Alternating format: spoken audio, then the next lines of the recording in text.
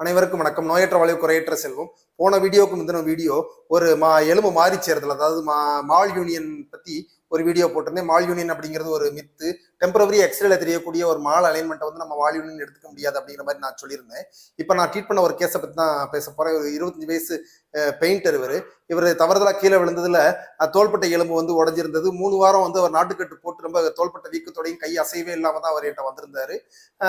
Operation பண்றதுக்கு அவருக்கு விருப்பம் இல்லை, ஏன்னா லட்சக்கணக்கில் செலவாகும்னு வேற ஒரு ஹாஸ்பிட்டல் சொல்லியிருக்காங்க. அப்படிங்கிறதுனால அவருக்கு அதுக்கு பணமும் இல்லை, விருப்பமும் இல்லை. அப்படிங்கிறதுனால என்கிட்ட வந்து ஆப்ரேஷன் இல்லாமல் சரி பண்ணுங்க அப்படிங்கிற மாதிரி சொல்லியிருந்தாரு. இவருக்கு நான் வந்து ஒரு 2-3 ஊசி வந்து இந்த எலும்பு சேர்றதுக்கான ஊசிகளை நான் போட்டேன்.